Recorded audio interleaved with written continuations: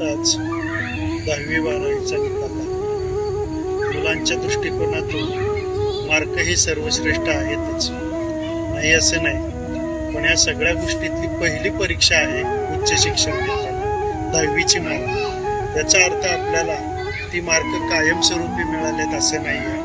आपल्याला सातत्याने मार्कावरती आपली क्वालिटी अवलंबून नाही, तर आपल्या क्वालिटीवरती मार्क अवलंबून असतात. त्यामुळे सातत्याने विविध क्षेत्रातलं ज्ञान मिळवायचं असेल तर मुलांनी चौकस राहायला पाहिजे. पालकांनी मार्काच्या सभोवती गोलगोल गोलगोल फिरण्यामध्ये काही अर्थ नाही.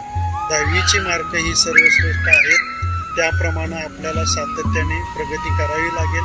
पण यासोबत शिक्षणाबरोबर मुलांना संस्काराची गरज आहे. संस्कारक्षम पिढी घडली पाहिजे आणि त्यांच्याकडे आपण लक्ष दिलं पाहिजे, हे प्रामुख्याने मला सांगायचं. आणि इथून पुढं शिक्षणाचा आपण मार्काकडे न बघता आपल्याला ज्ञानाकडे बघितलं पाहिजे. मार्क मिळवून ही कोकमपट्टी झालेली आहे आत्ताच्या सध्याच्या युगात, आणि जेणेकरून मार्क कशी जास्त मिळतील हा मुलांचं टार्गेट आहे. पण ज्ञान संपादन करणं हे सगळ्यात महत्त्वाचं आणि हे गरजेचं आहे.